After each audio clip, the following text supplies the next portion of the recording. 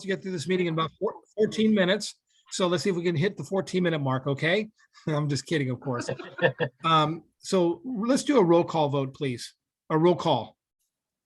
So we have President Michael Hannon. Here.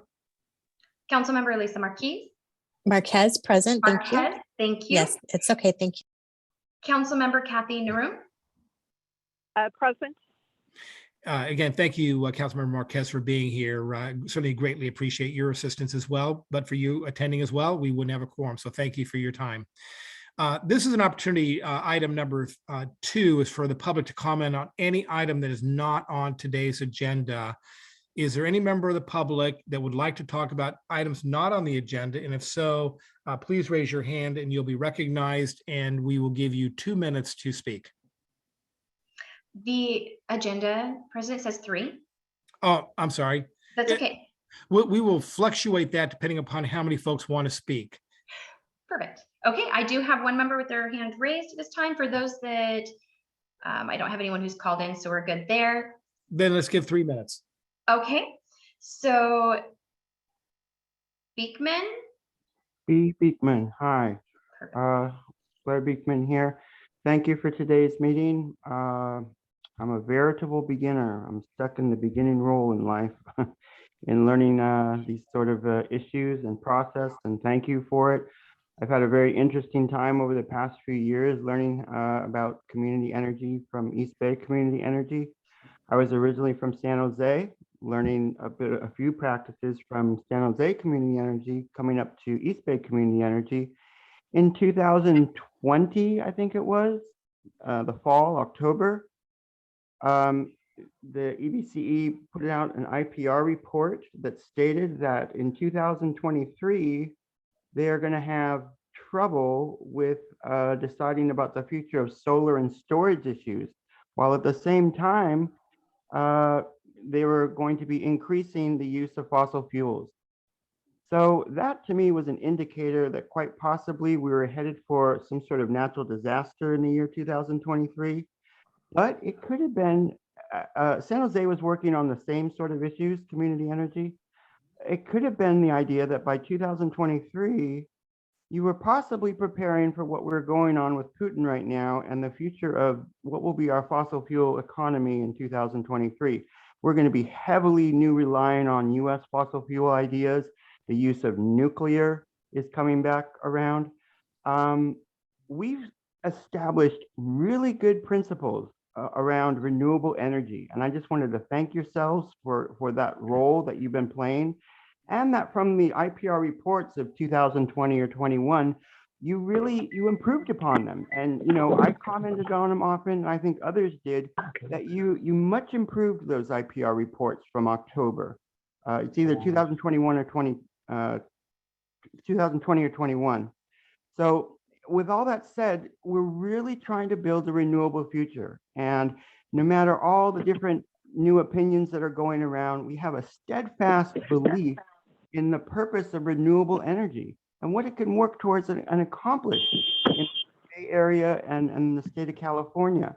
The local procurement process can help us greatly with renewable energy ideas, and that it does better prepare us for just in case of any natural disasters that are coming up. To be able to return to a renewable energy plan after the natural disasters, it's a helpful thing. It's our better ideals that's what puts us back on top after difficult events. And so it's a continuing good ideals. I just wanted to thank yourselves for, and with all these war efforts going on, if we just continue our good practices, we'll make it through this time. And good luck towards ideas of peace and negotiation. And what we do at the local level here can have an awesome impact. The ideas of reimagine, racial equity can have an awesome impact in Ukraine. Thanks. Thank you, Mr. Beekman, for your comments. Is there anybody else that would like to use this opportunity to comment on any item that's not on the agenda? I do not see anyone else with their hand raised. Excellent. Let's move on to the agenda. Then the item number 3 is the approval of the minutes from November the 12th, 2021. I look for a board member to make a motion to accept those minutes. Chair, this is Member Marquez. I'm happy to move the minutes as presented in our staff report. Thank you, Board Member Marquez. I, as chair, will second. Roll call on the minutes, please. Councilmember Kathy Naroom, Yes. Councilmember Alyssa Marquez, Aye. President Michael Hannon. Aye. That passes unanimously. Thank you very much. Item number 4 is an overview of project PPA permitting review. I'm going to present on this, and just as a general statement to staff, I'm going to ask us to move fairly quickly through the materials because we have a fairly full agenda. So I want to make sure that the board members have adequate time to sort of discuss. So I'm going to move fast, and if board members want to interrupt and have me sort of go into things in a little more detail, please do so. Otherwise, I'm quickly in on this first item. So Norma, if you can pull up the presentation related to permitting review, I'm going to walk through that. I have a few slides, and then I also have Marissa Mitchell, who is a member at Intersect, who is on. Howard, can we ask that Kathy's mic be muted? And it can be unmuted if she'd like to speak, but is there a way to unmute her during the presentation so we don't get the background noise? No disrespect, Kathy. No, I understand. If you tell me how to do it, I'll do it. I just don't know how to mute it. I think you should be able to just, sort of normally mute your phone, and that should work. I'm not sure how to do that, actually. Kathy, why don't I have them do it for you, and then when Howard's done with his presentation, which is going to be an oral report, we'll unmute you. That way you have an opportunity to ask questions at that time. Perfect. That's great. All right, great. Thanks, Kathy. So Norma, you should be able to, as the host, mute. Yeah, I'm trying to get it on here. For some reason, it is not sharing. Give me one moment. I'm sorry. Why this isn't pulling up. See it on my screen, and I'm assuming you guys are not seeing it. No, we are not seeing any presentation. It worked before. Please, I apologize. That's all right. Yes. I'm gonna get this out. Now I'm just too stubborn to. I can also, I believe I can also share. So if it's sunglasses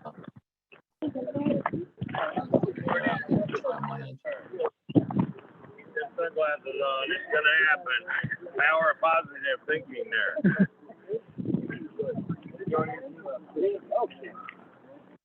Enjoy your business.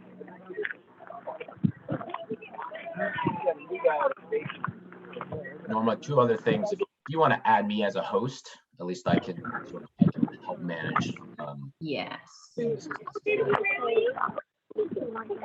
Hey, Nick, this is no reflection on the chairman of the FAP committee. I just want to make sure I put that out on the table.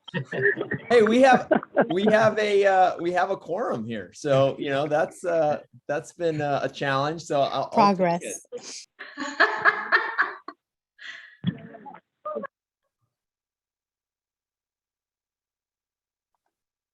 Oh, good. We were able to mute Kathy. Thank you for that.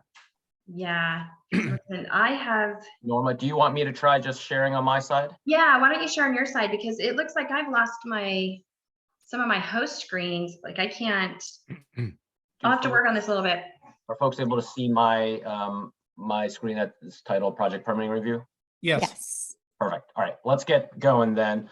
Like I said, I have a few slides here, and then I have a member of Intersect, Marissa Mitchell, here to present specifically on Oberon. As just a really quick recap, because it's been a few months since this issue was raised. There were some questions around the permitting process that we wanted to respond to, and some questions specific to this Intersect Oberon solar project. So we wanted to give you an update both on our permitting process and reviewing that at a high level, and then talk specifically about the permitting status of the solar project. So on our process itself, on all of our long-term renewable energy RFOs, we have a consistent permitting review process. So a few slides on that. When we've used this now 2 times for RFOs that have closed, and we actually have an active RFO at this stage where we are continuing to use this similar methodology. So overall, we have a 20% weighting on development status.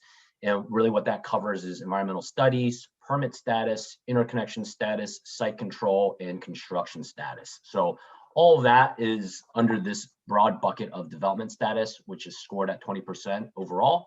And of course, under each of these subcategories, we kind of do a review of what studies they've been able to provide, exactly where they are in terms of obtaining discretionary permits, things like conditional use permits, the interconnection status, where they have, submitted for interconnection studies, how mature that is, site control, whether they have a land lease or land purchase or option secured, and then construction status, of course, if they're far enough along where they've actually started construction, obviously that would weigh heavily into the scoring. Page 2 here is just a little bit more detail. This is an eye chart, so I certainly won't walk through all of these line items, but wanted to give you more detail on what we look at as it relates to permitting and environmental impacts as we go through the scoring process itself. These are the questions that we actually ask of our various solar, wind developers, renewable energy developers to provide details on, and it's quite a bit of back and forth as we diligence a project. So things like, what is a site zoned? Has it obtained necessary permits and what the status of that is? Anyways, I'm going to move through this quickly and probably go by this, but it is there for reference for review. Next page, in terms of project requirements, once a PPA is signed and in terms of what is negotiated in the contract itself. Initially we review bids and we receive detailed information, as I just showed on the prior slide.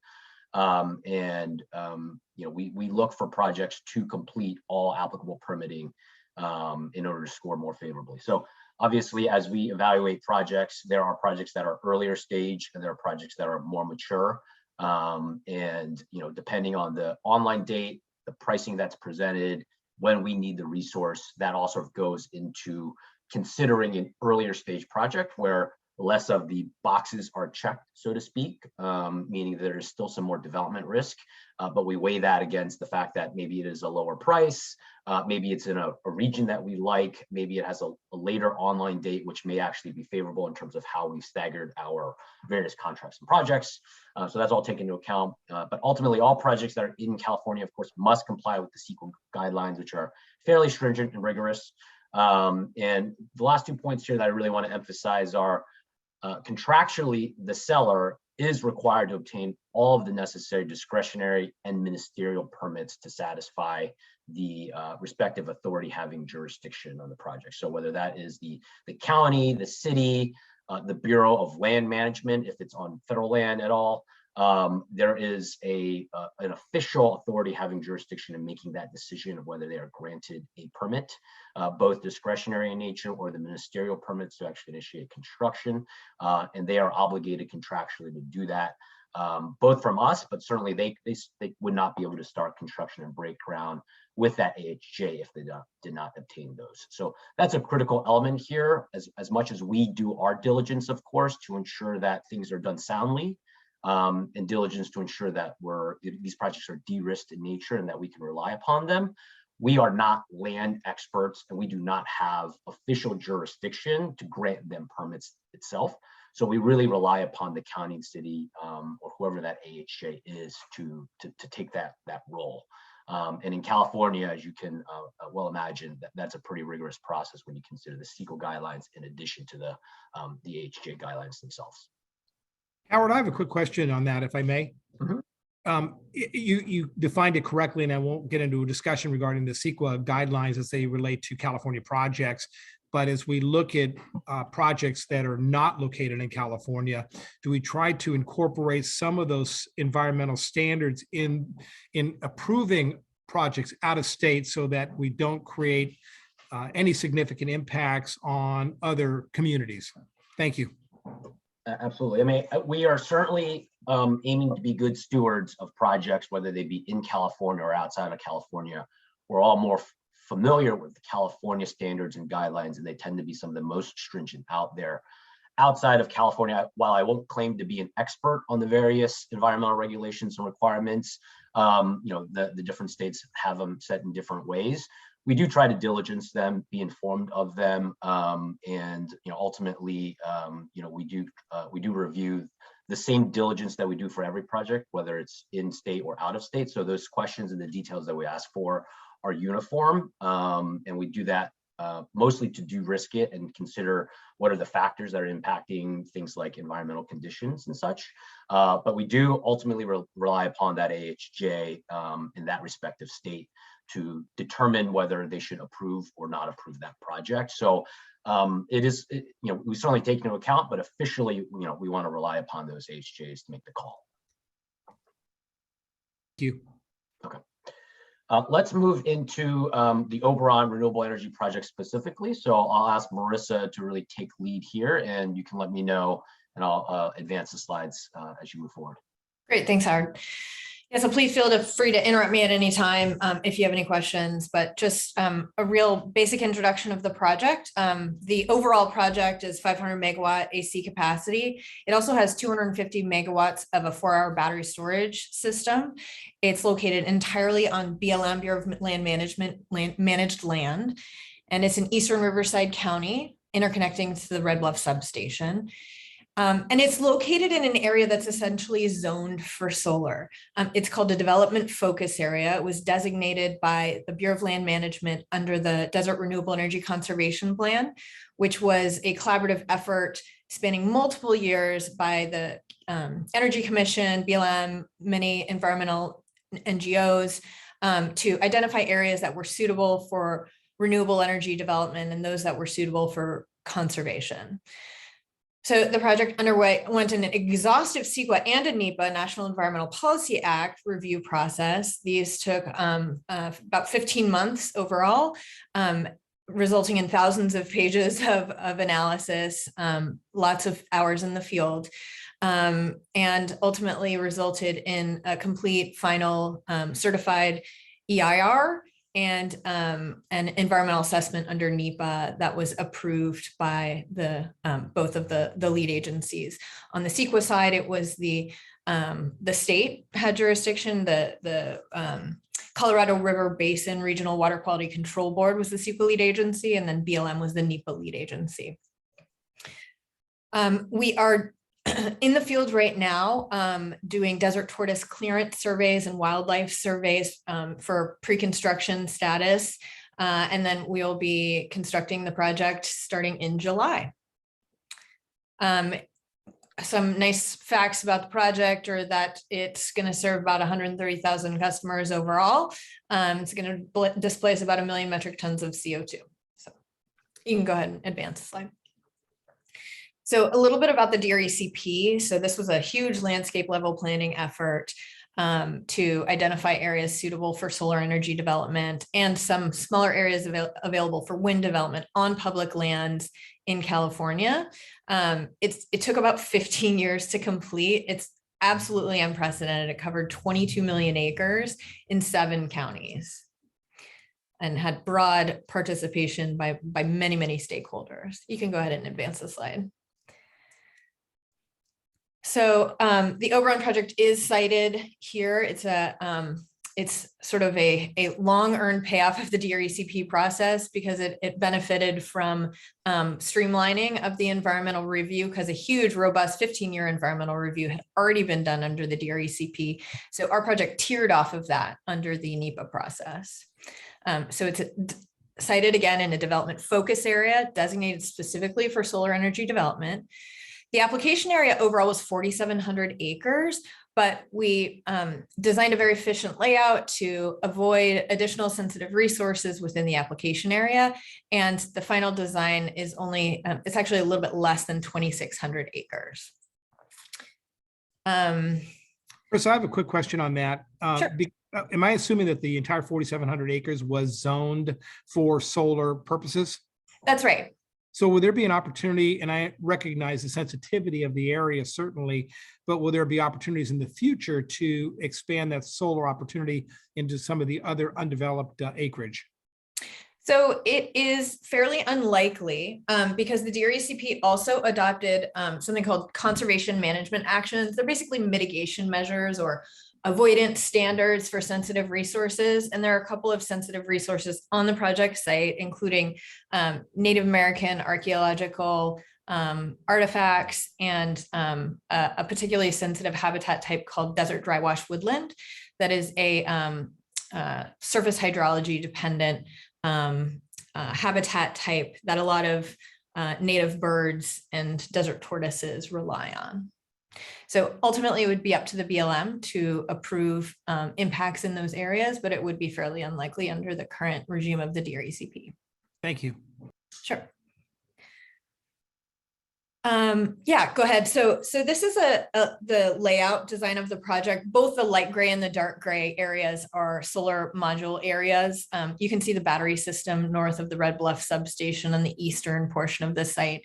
The yellow cream areas, those are sensitive archaeological resources. And then the green areas are those areas of desert dry wash woodland that are sort of this important habitat type. So you can see there under the freeway, there are various culverts, and from the Mule Mountains, the water, when it does rain, it's about an inch a year in this region. The water rushes down the Mule Mountains, goes under the culverts within I-10, and then passes through this project application area. So you can see we've set back largely from these large wash areas and the desert dry wash woodland habitat.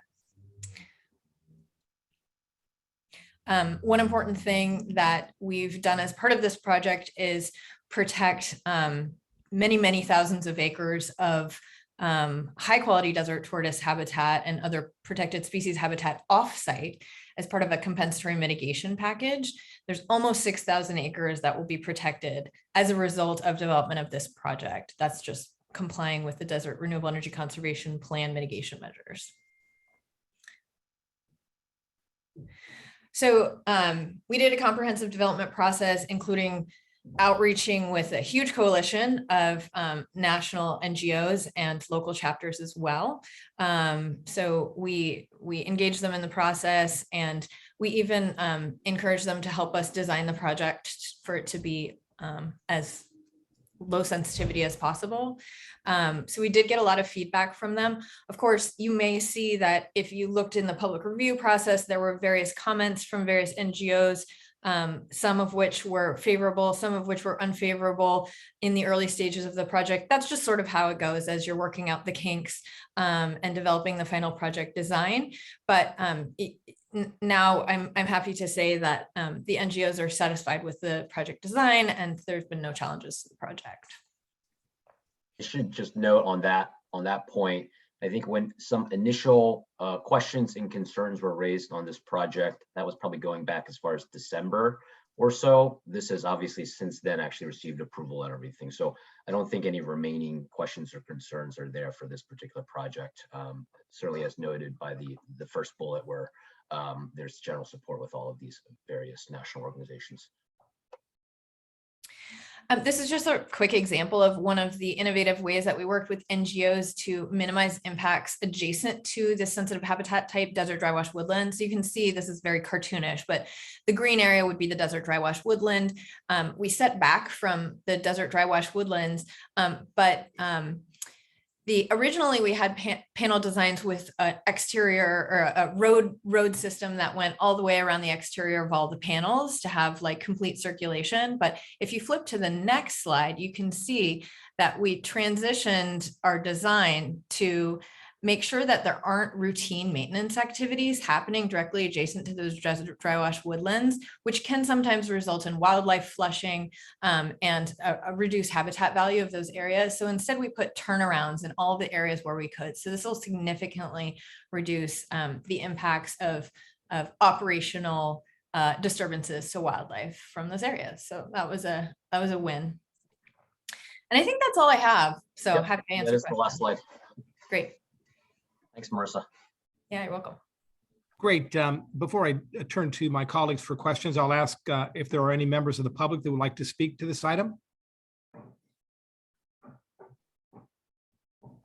There are no hands raised at this time. Great. I'm going to ask you to unmute Kathy Narum so I can ask Kathy if she has any questions. Howard, for some reason, I lost my host capability. Can you unmute her? Or Kathy, are you able to unmute? There we go. Can you hear me now? Yes.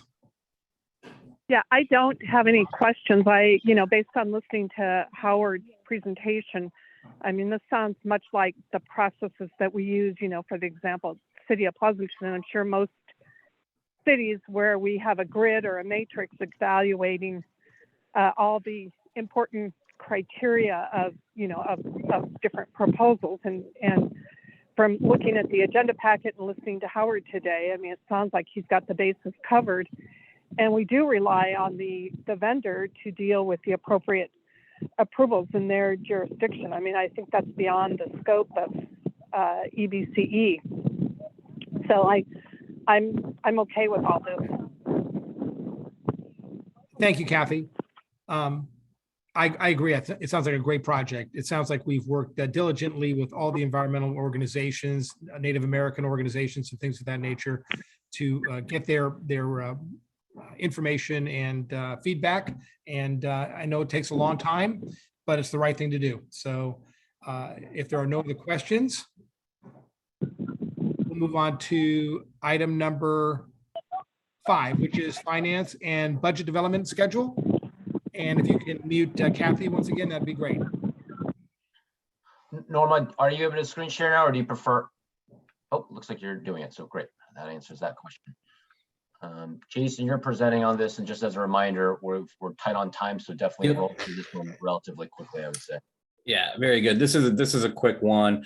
This is really just an informational item. It goes over the year ahead and the calendar year and what we're looking at as far as a FAP schedule and agenda items that might be on those particular dates, as well as a quick overview of the budget development schedule. So if we can move to the next slide, please. Great. So these are the current scheduled meetings. We're on the April 15th one at this point. The next one is June 10th. And then we have 2 more that will be before the audit is presented. So if we could move to the next slide, please. So and then these are the preliminary expected items on each meeting. Today, we will go over the preliminary budget and of course, discuss the prepay follow-on. The next meeting, we'll be looking at a credit facility RFO while we look to renew our credit facility with Barclays. We will also do an additional budget review, which will be right before the June board meeting, where we will seek approval. And then possible update on arrearage management. In September and October, the items that we have listed there, of course, are audit related items. And then this is a draft, or sorry, not a draft. This is a Gantt chart that has the overall process for the budget development schedule. We are currently in the April column, so everything is current and up to date, and we are in this stage where we are updating all of our inputs into the budget. We will continue that update through May and then seek finalization in June. And that's it. Any questions? Thank you for that. I'll look to see if there's any member of the public that would like to speak to this item first. At this time, I do not see any hands raised from the public. Great. If you could unmute Kathy Narum to see if Kathy has any questions regarding that presentation. And as you do that, my only comment, I don't know if you had heard it, Jason, before we started, we're going to circle back with the FAP members to see if the schedule that you just laid out is still convenient for members moving forward, because we certainly want to make sure that we don't have any challenges getting quorums together. Very good. So I don't see Kathy having been unmuted. Howard, are you able to unmute her? The only button I have a button that says ask to unmute, and I've hit it, but me yeah, I too. can't automatically unmute her. Yeah, Okay. neither can I. Okay. I'm gonna ask Kathy if she can hear me, which she probably can. If she has any There we go. questions, I'm gonna, oh, there you go. Hi, Kathy. Hey, sorry, I'm really having technical problems with this. That's all right, phone, huh? But anyway, That's all right. no, everything sounds good to me. You know, we just need to get these dates on the calendar and make sure we got quorums and everything. I agree. Thank you, Kathy. If there are no other questions, I'll move on to item number 6, which is the Q2 unaudited financial statements. And just one quick logistical note, we can mute speakers. We can't force an unmute, so we can only ask to unmute. So Director Narum, as we finish items, we'll have to look to you to sort of manually unmute yourself. Thanks, Howard. So item number 6 then is Jason. Norma, if you can pull up those docs. You want me to pull up the docs? Because I don't have PowerPoint for it. Yeah, this one is not a PowerPoint. It is Okay. a financial PDF.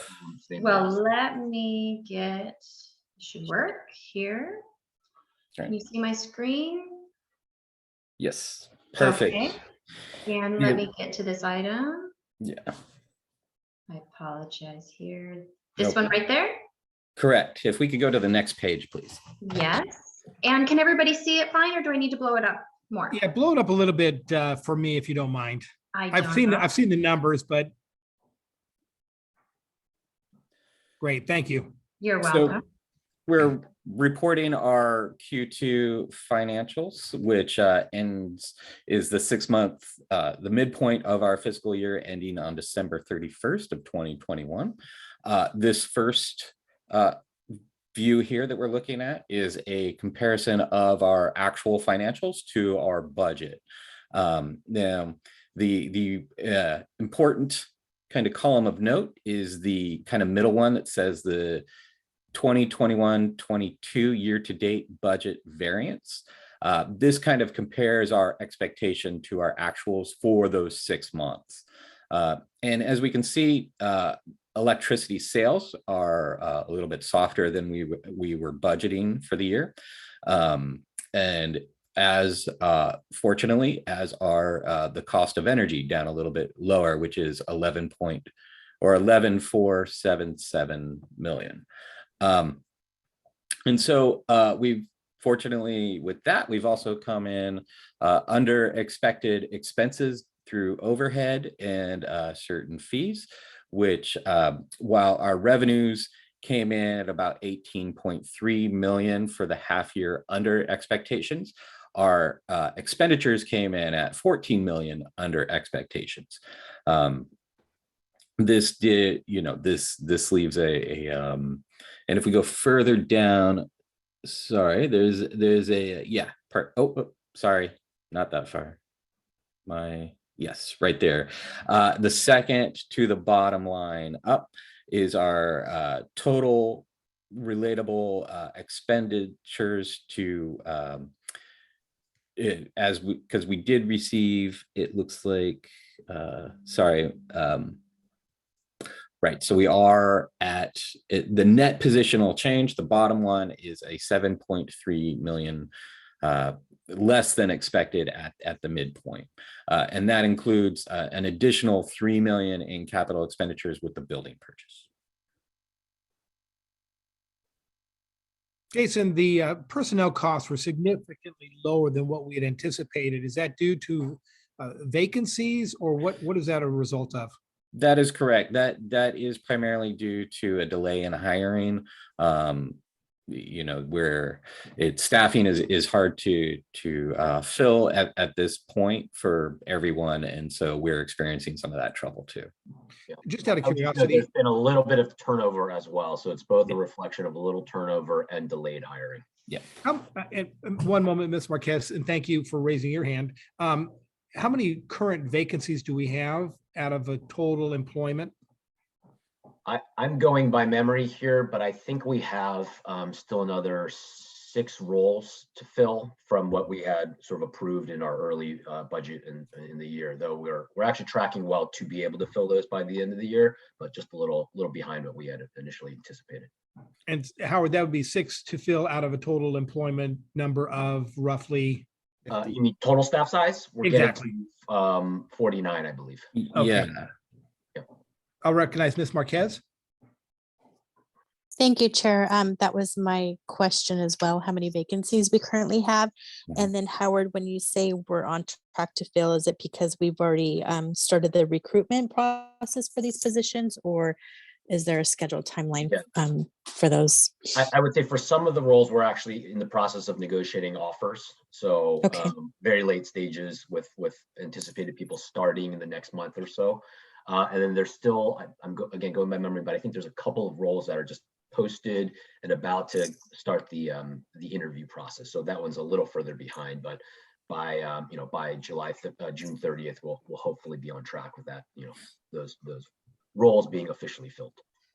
Okay, and then can staff possibly provide a recap? I know there's been a lot of discussion with respect to the local development funding, and then I don't know the full history, so if they could please bring me up to speed. But my understanding is at one point grants were given to nonprofits.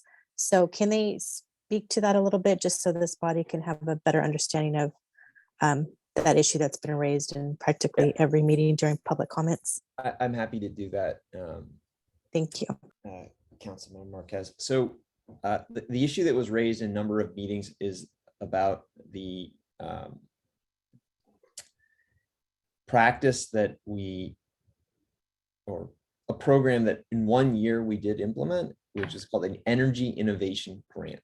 And I believe that was in our FY 2019-2020 budget. We allocated, I believe, $200,000 or $250,000 to energy innovation grants. These were grants that were explicitly designed to support local groups, community-based organizations, perhaps even companies, as they sought to pursue local clean energy technology development or projects. We did provide a number of these grants. And I believe we did provide a number of these grants. We've been monitoring the grants. I think there's been some uneven performance in the projects themselves. Particularly the progress in sort of deploying the funds for the intended uses. Subsequently, in subsequent years, we have not sought to implement a exactly similar program, partially because of some of the challenges we have had monitoring the effects, the impacts of these programs, some of it because of the resources that it takes to administer these grants. And then, during the initial COVID period, we significantly allocated from a variety of sources to COVID relief efforts, and instead of providing other grants. In this last fiscal year, there was direction from the board to allocate an incremental $250,000 to grants or to support efforts to electrify low and moderate income households. And there was some kind of use of the term community innovation grants, but there was also a clear direction by the board to focus on low and moderate income electrification. So in response to that direction from the board, and the allocation of those funds, East Bay Community Energy entered into an agreement with Block Power, an implementer of low and moderate income electrification, and used the $250,000 of local development funds that were provided to support that engagement. There has been, I would say, in multiple meetings, sort of by members of the public, kind of sort of a push to revisit these community grants, these energy innovation grants. But that's not been something we had really felt was clearly in scope for this current fiscal year. I think as we're thinking about our budget for the next fiscal year, there may be an opportunity to revisit grants. But we also want to make sure that any grants that we provide, particularly grants of sort of a larger size, not $5,000 or $10,000 grants, but $50,000 grants or larger. We have the infrastructure, and then the grantee has the infrastructure to ensure that those dollars are going to the intended use. And I think Okay. that frankly is one of the biggest issues we've had when you start to give bigger grants to smaller organizations. It is imperative that we ensure those dollars go very explicitly to exactly the thing that we're giving them the money for. And frankly, we've run into issues with some of these groups in their ability to account for and report on the use of funds. Okay, thank you. That's very helpful. So a couple follow-up questions. So the grants ranged between 5,000 to 50,000, and do we know how? I believe the many, community innovation grants were larger. They tended to be $25,000 to $50,000. Okay, so I don't want to obviously sidetrack from, we have more stuff on the agenda, but would it be possible in, let's say, 2 to 3 months for us to receive kind of a summary of who received grant funding and whether or not those entities have met the objectives outlined to receive the grant, just so we could make an informed decision before we pursue allocating more money if we decide to do that for next year? I guess I think- just wanted. Yeah, do like a let us take that back and see. I think we allocate a lot of different kinds of grants. I think when you're talking about specifically these grants, The that are under innovation, yes, community innovation, the innovation, 2019. correct. So yeah, yes. I'll go That's back correct. and have my team review those and be able to Okay. provide in the context of the budget, be able to speak to that. Yes, yes, thank you. Thank you, Chair. That completes my questions. Just a quick follow-up, if I may, on that question that Ms. Marquez raised. Nick, is the grants that are approved, are they approved at the staff level or are they approved at the board level? We have typically, depends on the size of the grant. In all cases, we will report to the board who the grantees are, and we will report on the process for selection. In some cases, when the grants are bigger, we will bring it to the board. In cases when the grants are smaller, there is a delegation to staff to make the award. But again, we will report to we've always reported to the board exactly who we have given grants to and what our sort of measures for grant making are. Well, I appreciate your being a good steward of the funds that we receive from the public. We certainly want to support these community grants, but we certainly need to make sure that what they've proposed to and how they propose to use the money is actually being done. There's so few dollars that we have at our disposal that we want to make sure that we're, making sure that we're providing for the best opportunities. Kathy Narum, did you have a question or comment? I'll just note, I muted Director Narum, so I want to make sure you. Yes. There you go. Kathy, did you have a question or comment on this?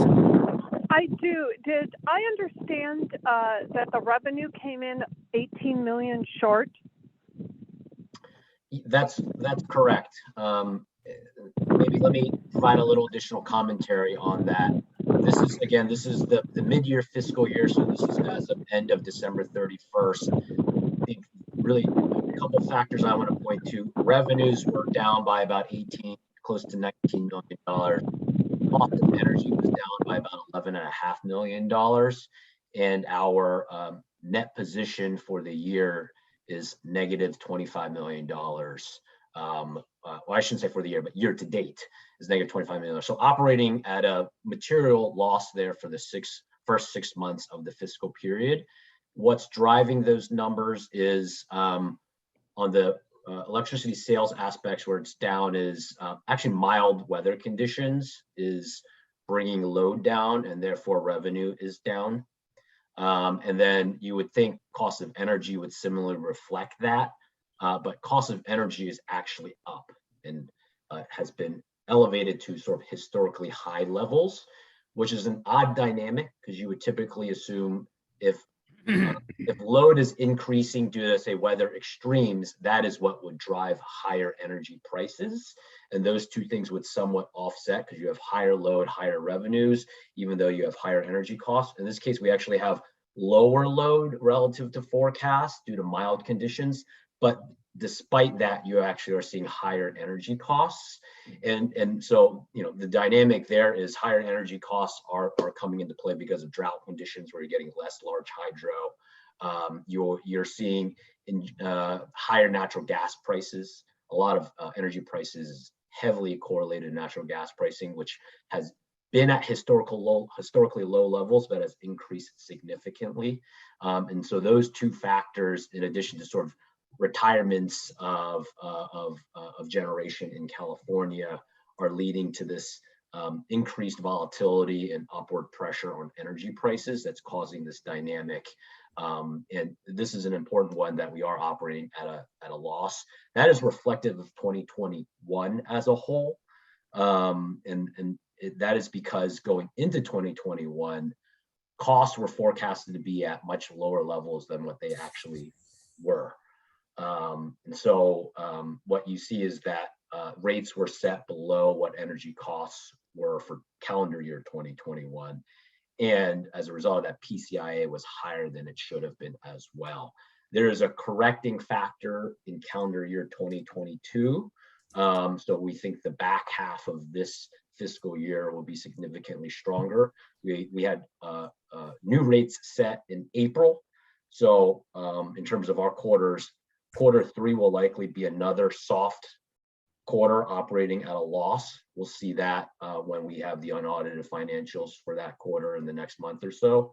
But Q4, where new rates have been set higher and PCI is set lower, you'll see a really strong Q4 to sort of offset much of that, which is good. But the first 3 quarters of this fiscal year are operating at a loss, which is important to understand. And as we go into the budget item, which is the next item, we'll certainly talk about next year and some of those dynamics. But it's a really astute question from you, Director Nairn. So I wanted to give more context there.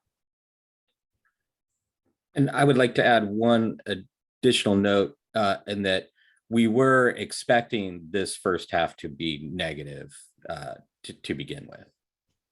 And that was in the budget. It's just a little more negative than we were expecting. Thank you. Ms. Marquez, do you have a follow-up question? Your hand is still raised. No, sorry, I'll lower it. Thanks. That's okay. No, I do it all the time. All right, go ahead and continue on, please, Jason. Great. If we could go to the next slide, please. Sorry, yeah, that one, please. Yes, so this is the for the balance sheet. As of December 31st, we had, I'll just go to the bottom line to kind of expedite, 249.4 million in total assets, with 73.5 million in liabilities, leading to a net position with restricted funds of 161 million as of that quarter. Well, who wouldn't want that balance sheet, Jason? It's a good one. And just to note, we do have 15.8 million in the rate stabilization fund, which is unrecognized revenue from previous years. So if we could please go to the next slide. So this is the income statement, and on the quarter, net electricity sales. So this is net for 99.7 million, with total operating expenses being 11.4 million. And so that does get to our net change in position of about 12 million reduction from where we started on the quarter. Now on the year, where it's about the same, and that we're ending with still 161 million in net position. And then these are the cash flow statements. So this tracks, so while the other two statements were an accrual method, this is a cash flow method. And so it monitors more when cash comes in and out rather than when costs are budgeted. So anyway, so receipts from customers, we received, a large amount of cash flow coming in, which netted out to about 5.5 million after payments. And then if scrolling down further, the reconciliation to the net position is really kind of the meat of the matter. We have 133 Unrestricted in cash and equivalents, that's what's in the bank account as of December 31st. We had in addition to that, we had 2 million that was considered restricted. That's in the lockbox. The 15.8 million is the unrecognized revenue, but that's still cash in the accounts. It's just not recognized on the accrual method. And then 7 million, which we hold for our Barclays facility. So our total balance in our accounts was 158.7 million. And that's the sufficient highlights for these statements. If we can take questions or move on to the next item. Let's see if there's any questions from the public on this item at this point. Do we have any questions from the public at this point? We don't, but Marquez has her hand raised. Yes, Councilmember Marquez. Thank you.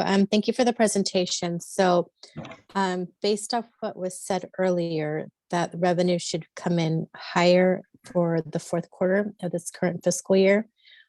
For whatever reason, if it doesn't, if costs continue to escalate, what pot of funding would we tap into to backfill any shortfall? So we have a couple of options. We have our reserves, our financial reserves, which is currently balanced at just over 90 million. And we do have a credit facility that offers 60 million in liquidity. Howard, are there other pots that I'm missing? I think those two pots are the big ones to highlight. That's about $150 million that is available to address any working capital needs. Other than that, we do also have some discretionary cash on the balance sheet to assist in working capital as well. So, do you anticipate us having to tap into that, or? No. I do not. I'll just note that the new rates have just been reset for April. The energy rates are significantly higher and the PCIA is significantly lower. So we're operating with quite a bit of headroom right now. And you'll certainly see that highlighted in some more detail with the new budget as well. But those rates are set for this calendar year 2022. So I would say relatively low risk that we won't operate with significantly higher net position and margins. Okay, thank you. Thank you, Chair. Thank you. And Howard, just real quickly and refresh my memory, if you don't mind, do they work on a fiscal year, or do they work on a the October through September year? Rates are on a calendar year basis, so January through December. But what we've seen the last few years is that the rate setting process has generally been delayed in implementation. So that's why this year it was reset in April, the month that we're in. But typically it would be January 1. It's not out of the ordinary to have that delayed by a few months, is what we've seen the last few years, though. Thank you. Let's go ahead and move on, Jason, with the presentation. So that's the end of the financial statements. If there are no further questions, we can move on to the next agendized item. Yeah, let's go ahead and move on to the next agenda item, which would be the fiscal year draft budget review. Great. Excellent. Excellent. Pull that up. That's not a PowerPoint either. Can I, before we get in, Jason's going to go through. I just maybe want to take a second just to give some context, because it's there's some big numbers in here that we're going to see in a good way. So sorry to steal your thunder here, but I think it's just important for me to kind of speak to it. So because of these rate changes that have been made because of market conditions, and I'll also say because of I think of the operational excellence of the team, we are forecasting a very, very strong year, creating excess, at the sort of the status quo, which obviously is not going to be what we maintain, but at the status quo, forecasting in excess of $220 million of net revenue. And so, and what I will say is that number is inclusive of more than doubling of a local development investment budget and significant, kind of growth in our staffing to reflect all the things that we're taking, all the things that we're taking on, including things like potential expansion to San Joaquin, to the city of Stockton and in San Joaquin County, really starting to move towards the execution, 210 million, not 220. I guess that's after we added $10 million to local development budget. Expansion into San Joaquin County, really moving towards the execution phase on a lot of our local programs, deepening engagement with customers across the board. So even after we feel like we really flexed growth of our staff and local development, we're still talking about $210 million of net position, obviously highly uncertain. The only thing I will tell you is it's not going to be 210 million. It's going to be more or less than that. And that's going to be driven by a lot of factors that are outside of our control. The weather, geopolitical impacts on commodity prices, and the like. So what we're sort of positing here is, this is our view. It's a very positive, it's a good problem to have, but we want to really think about being the long-term stewards of this organization and thinking about ways to ensure that we spend these funds, if indeed we find these funds, that we share the benefits with our consumers and we make down payments and things like more renewable energy in the most responsible, fiscally responsible ways that we can, while also maximizing the impact and the benefits to the consumer. So that's my sort of intro. Jason, take it away. Sure. If we can zoom in a bit, that would be helpful. And thanks, Nick. I think that really helped kind of set the stage for what we're about to see. And given that, I'll just kind of go through the highlights. Front the page. Yeah. There we go. Yeah, I'm going to take it out of, if you want to zoom in, I'm going to take it out of the. Yeah, that's perfectly fine. Thank you. This one right here. So it was. Yes, just Okay. up a little bit more. Up a little bit there. Perfect. Okay, Thank you very much. Yes. So we're going to focus on this first column here. That's draft budget for FY22-23. So we're looking at next year's budget. We haven't proposed any changes to the unrecognized revenue balance. This still reflects our PCIA PUBA liability, which will start to unwind this in 23. But we are projecting about 800 million in sales. And as Nick pointed out, and as Howard has discussed, this dramatic increase is due to a reduction in the PCIA that we're seeing in the calendar year of 2022, and an increase in the rates for PG&E to which we are tethered. And so this would, we do expect some uncollectibles to occur. And so we're looking at around, again, 800 million of operating revenue. We are looking at a pretty significant spike in cost of energy. This is, as Howard has been discussing, due to the rising price environment that we're in, where, as Nick pointed out, some geopolitical tensions are leading to increase in costs of energy, natural gas specifically, and the like. If we could scroll down, please. There's a perfect. Yeah, right here. This is good. So we are also budgeting a large increase in personnel to hire a substantial, a pretty significant amount of people to do the work that we're planning to do. And to point to that more specifically, down towards the bottom in the non-operating expenses is the local development funding, where you see last year we funded 8.5 million. This year, we're earmarking 22 and plus or minus. But as you can see, that's almost tripling the budget. And in doing that, we do need to hire people to kind of manage that increase in responsibility. But we're now getting to the stage where that's becoming necessary. And fortunately, this is working out with us at a revenue level as well. So if we could please continue to scroll down. Thank you. So that gives us to a total net increase in position of about 210 million. And we have some options that Nick is going to share with you shortly after after I stop talking about what we intend to do and ideas that we can use this for. One idea in specifically that I'm going to discuss here is funding of revenue or reserves. As you can see, we did not fund reserves last year. That was because we were in a very tight environment with the squeeze on the PCIA that was happening in calendar year 2021. And so, and now we are, we do have a slightly larger budget surplus this year that we will be determining shortly after the end of the fiscal year in terms of how much to contribute to the reserves at that point. And so that's where that TBD is on the FY contribution in that second numerical column. And then of course, we should consider what is the appropriate level, given that we're projecting a very large surplus this year. What would be the appropriate level for reserve funding for next year?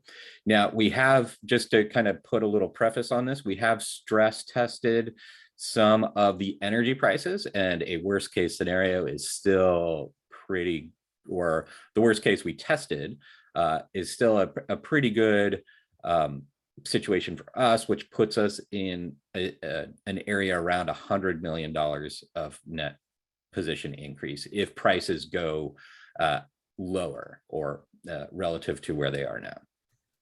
And so with that, I think that's the end of the numerical presentation, and we can start the discussion of risks, market conditions, and what to do with this money. Can you just scroll down, Jason, to those Yes. those points? Excellent. Okay. Yeah, if we can keep going. Yep. Oh, sorry, Jason. Yeah, right. Right Right here. there? This is great. Yep. Thank you. You're welcome. Thank you. So, I think the way we're really thinking about it is, there are really four things that there are 4 places these funds will go.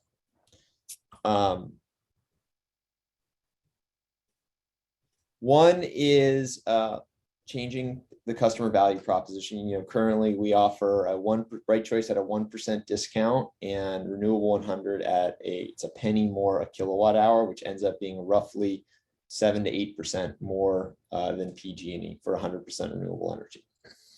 So I think we absolutely recognize that, part of our reason for being here and as a public agency, as if, we are able to generate these kinds of benefits, they need to flow directly back to consumers. So I think, but we're thinking about it in 2 ways, because these outcomes are such, there's so much uncertainty around the magnitude of the benefits that we're going to be able to create. We don't want to be too aggressive in lowering our prices before we actually realize the net income. So an example being, let's just say we went from being at 1% to 10% less expensive, that, would broad brush result in about a $60 million reduction in revenue. Now, what if we don't actually experience the results that we hope for? Then one, we've set an expectation for consumers that our rates are going to be that low, and 2, actually we're in a more negative fiscal position. So I think indicatively, and this is something that we reflected in kind of the May informational item, is a 2-step process to modification of our value proposition. One being a modest set of reductions or in our costs, or a modest increase in our discount. Indicatively, let's say going from 1% to 3% for Bright Choice, and from a penny for Renewable 100 to 0.75 cents above. To say, in all scenarios, we feel very confident that we're going to have adequate headroom to reduce some of our prices today, and then develop a process, be it, quarterly, semi-annually, or even annually, to actually look at the actual results and depending on those actual results, issue customer credits back to consumers. So in the very best case scenario, one where we say we absolutely, we hit or exceeded the marks that we're forecasting, we want to set aside 30, 40, $50 million towards these customer credits. And then those customer credits are going to flow back to consumers when we actually experience the net income coming in. And in that way, we are delivering the benefit to the consumer. You know, think about it as like your REI dividend, if you will, that, you know, you're seeing some savings today, but the majority of those savings are going to come to you as we actually are able to, as we actually see those results occur. So that's our initial sort of thinking around how we can make some material modifications to our customer value proposition. And, you know, among the things we may want to do there is perhaps for our care customers, we front load. So we say for all non-care customers, you're going to see the benefit kind of as time goes on, but perhaps for our care customers, we want to front load some of that. These are the kinds of options that we're going to be exploring and bringing to the board for some discussion. The next one is a significant contribution to our reserves. So our reserve policy calls for us to have 50% of our operating expenses in reserves. I believe today, if you take our forecast for this fiscal year and those net operating revenues and you add that to our current, we are somewhere in the order of 100 to 150 million. We will be $150 million short of hitting our target. Our target for reserves. Isn't that right, Jason? Yeah, that's about right. Yeah, that's about right. So yeah, again, it changes because energy prices are changing. Yeah, so you know these things are always going to fluctuate up and down, but generally speaking, if we could, after we make the allocation from this fiscal year, if we could say bank another 100 to 150 million after the next fiscal year, we would be we'd be very close to our 50% reserve target. So as we're setting sort of the options, and you know, indeed, if we think that 210 is our sort of our baseline of what we think could happen, we very much would like 100 to somewhere between 100 and 150 that to go to our reserves, so that we're really at where we want to be from a sort of reserve standpoint. Could I just say, Norma, if you just flip the next slide, actually, sorry, the prior slide, that the bottom of that page actually very acutely highlights these numbers that Nick's talking to. So yeah, look at the operating target reserve number. Perfect. Yeah. Our anticipated target for next year, given elevated energy prices, is $293 million. That's to be at the 50% marker. And per our reserve policy, we have a minimum and a maximum sort of range that we're targeting. So you can see it's between 147 million and $440 million is sort of the range that we want to be at with that. You know, that 50% is sort of like the middle end of that range.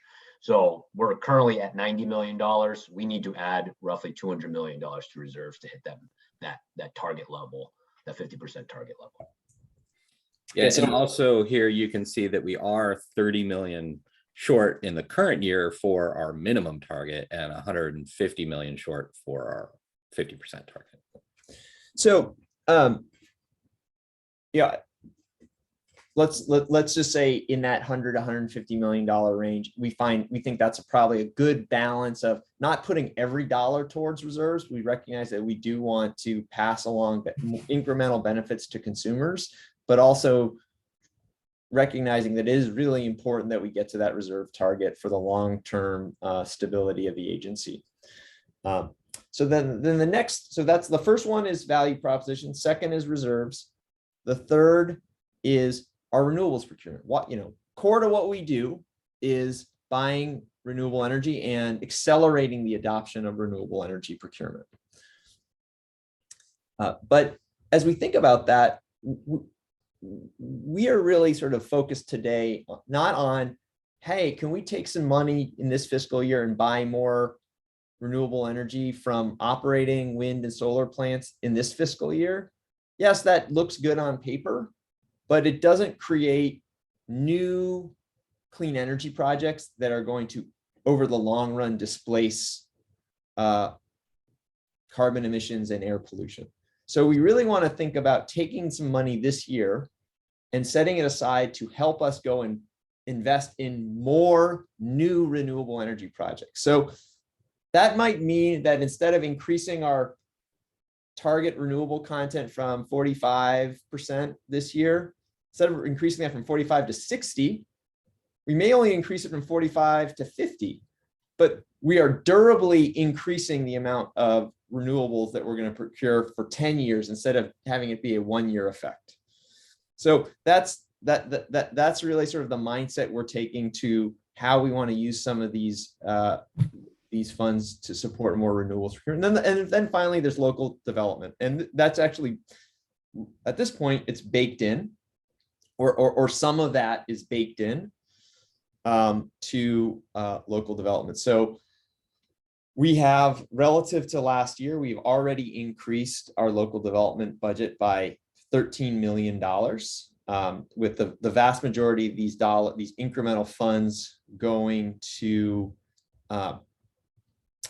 efforts where we really want to think about, we want to take an investment mindset. So instead of giving $13 million of grants out to that, you give a grant once and then, yes, there's some benefits. We really want to use this as a down payment for sort of being able to continually make these levels of investments. And so when we think about investing the 13 million, we really think about, again, take the model that we described a little bit earlier with block power, where yes, there's some grants, but we're pairing grants with a debt facility that's going to recycle that money back, so that we put the money out to get infrastructure built, but we get a payback on those dollars invested, and that payback then allows us to continue to make more investments. And I think that's that's really the mindset we're going to be taking with a lot of our local development funds going forward. Not to say that there will not be community grants and grants to support important initiatives, but we really want to think about how do we make durable long-term investment. So look, there are a lot more details to flush out. There are a lot more opportunities that we're going to be sort of considering and providing more details around in the coming 2 months as we go through the budget development process. But we wanted to kind of provide an initial look on the highline numbers and kind of our philosophy for how we want to deploy these funds. Hey, Nick, thank you. Thank you very much. Excuse me. We're going to lose Kathy Narum momentarily because her battery is getting low. Okay. So I want to go ahead and finish this item up if we could. We may not get to the next couple items. We may need to defer those if that's okay. I think that would be perfectly reasonable for us. I think this is probably the big one, right? And I'm going to pose a real quick question. I think your 4 scenarios there are very thoughtful. I really appreciate the time that staff put into this item. It really helps me as a council member to really understand, what does it look like? How does it translate to my customer in terms of the possible rate increases? And what is it we can do to minimize that effect on certainly our low income residents? So when this comes back to the full board, which I anticipate it will, could you be kind enough to maybe put together a scenario as to what would be the average rate a customer would pay today versus what they will pay with this anticipated rate increase, so that we as a board can then determine when we look at item number 1, what's the best way to tackle that as it might relate to our low income residents? Does that make sense? Yeah. So maybe just let me sort of reframe that so I understand. I think the way we were actually not proposing a rate. We have experienced a rate increase. So in March, there was a rate increase driven by PG&E, and our policy calls us to sort of follow that. And I understand that. And so what I think is, what you're asking is to say, considering the current rates and the rate increase, how might what we're proposing mitigate that? So if we say, what were rates in January? What are rates now? And under sort of this 1 or 2 scenarios of saying, if we reduce by 3% and then we were to provide another, say, dividend at the end of the year, where does that where does customers sit relative to where they were before? Exactly. And I also agreed with you, Nick, in terms of maybe upfronting some of that money to our CARES clients. But I'll use Newark for a quick example. We have everyone on Bright Choice, but not every resident or business in Newark is experiencing financial hardship.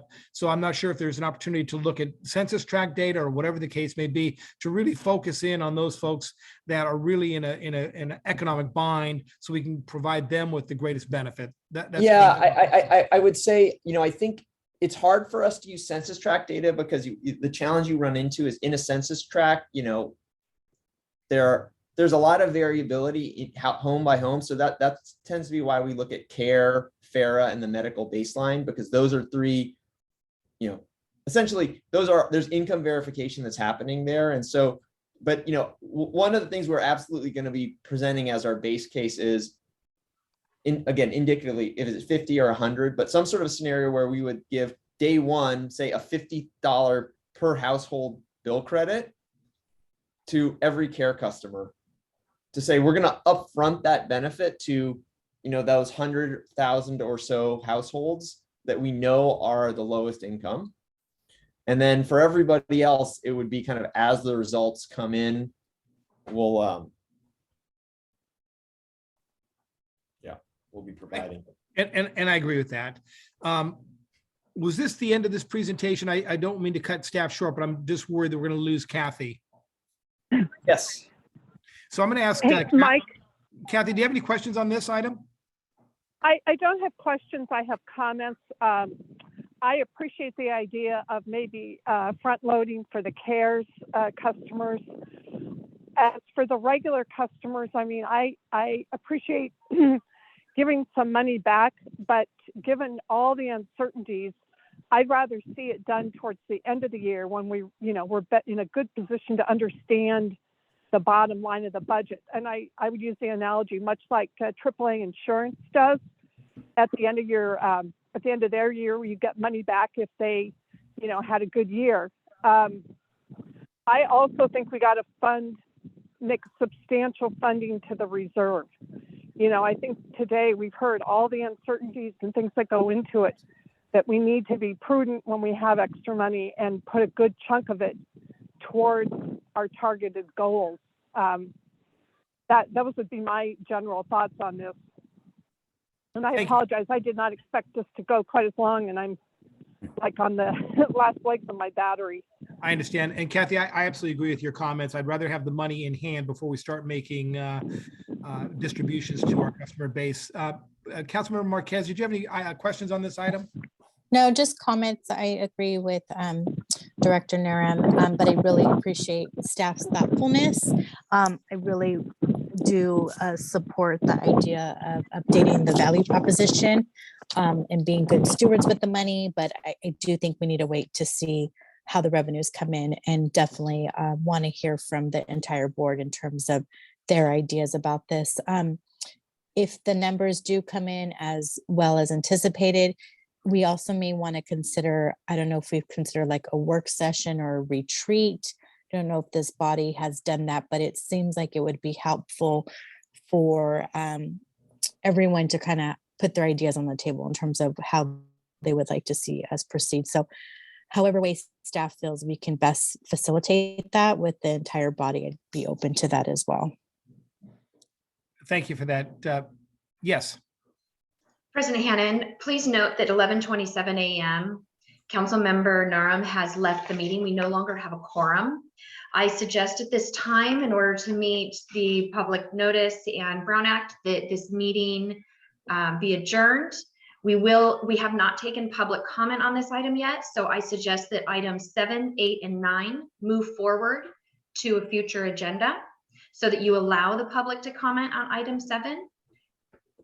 Yes, Yeah. that makes sense. So we're Okay, going cool. to continue this item 7 only over for public comment and or additional board comments if they have any. And then 8, 9, and 10. Howard, is that okay if we do? Obviously, we have to carry those over till the June We have meeting. no choice. Do you agree, Howard, that's okay. I do agree, and nothing here is too critical that we need to address it today, and we'll cover it at other subsequent regular board meetings, exec meetings. So I think we got what we needed today. And I want to thank the public for their patience. To Councilmember Marquez and Narum, thank you for your attendance. And again, we'll circle back with the board members to find out whether or not this date and time works in the future for everyone's convenience. With that, I will adjourn the meeting. And again, thank you everybody for their hard work. Thank you, Chair. Thank you, staff. Bye, everyone. Thank you.